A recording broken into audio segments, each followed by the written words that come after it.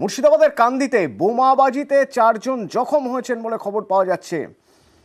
পুরনো বিবাদের জেরে কান্দিতে বোমাবাজি।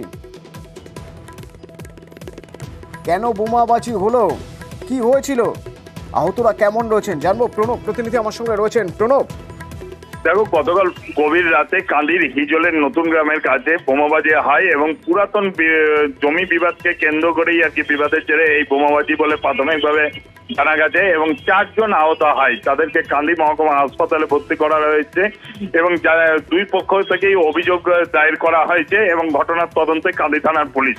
অতন্য ধন্যবাদ।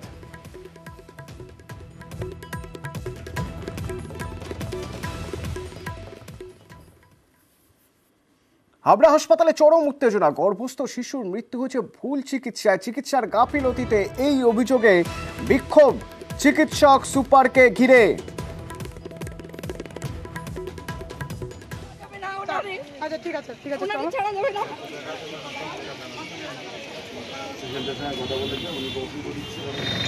জিয়াউল প্রতিনিধি আমার সঙ্গে রয়েছেন।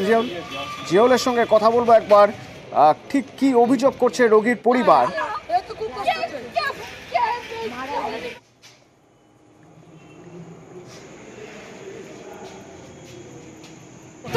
এখন ছাড়া যাবে না ওনারে। আচ্ছা ঠিক আছে ওনারে ছাড়া যাবে না।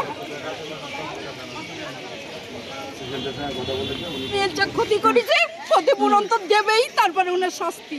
এই যে হাবড়া হসপিটালের সুপার, আমার মেয়ের বাচ্চাটা উনি হাতে ধরে মেরে ফেললো। ওনাকে ফোন করছে, উনি আসেনি।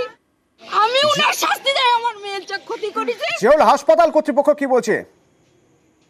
হাসপাতাল কর্তৃপক্ষ সংবাদ মাধ্যমের সঙ্গে কথা বলতে চায়নি, কিন্তু এলাকার আর কি যাই এই রোগীর পরিবারের অভিযোগ যে দীর্ঘদিন ধরে এই হাসপাতাল সুপার বিবেকানন্দ বিশ্বাসের কাছেই তারা দেখাচ্ছিলেন, কিন্তু তিনি হাসপাতালে পরিষেবা না দিয়ে, হাসপাতালে ডিউটি না করে তিনি বেসরকারি জায়গায় তিনি সেখানে প্র্যাকটিস করছিলেন এবং তারপর যখন অসুস্থ হয় তখন যাকে ফোন করে সুপারকে, তিনি অসুস্থ বলেন। ফলে কিন্তু তারা গিয়ে দেখে যে তিনি বেসরকারি জায়গায় তিনি ট্রিটমেন্ট করছেন এবং তা নিয়েই মূলত তার ক্ষোভ এবং সেখান থেকে হাসপাতালে এসে তারা বিক্ষোভ দেখায়। রাতভর বিক্ষোভ দেখানোর পর পুলিশ আসে। তারপরেই কিন্তু পরিবারের অভিযোগ যে পুলিশের কাছেই অভিযোগ, তারা এই সুপারের বিরুদ্ধে, সুপারের গাফিলতির জন্যই এই শিশুর মৃত্যু হয়েছে, এমনটাই অভিযোগ তুলে হাবড়া থানায় অভিযোগ দায়ের করেছে হাসপাতালের সুপারের বিরুদ্ধে। কিন্তু সুপার এই ব্যাপারে সংবাদ মাধ্যমের সঙ্গে বা হাসপাতাল কর্তৃপক্ষ সংবাদ মাধ্যমের সঙ্গে কোনো কথা বলতেই চায়নি। ধন্যবাদ।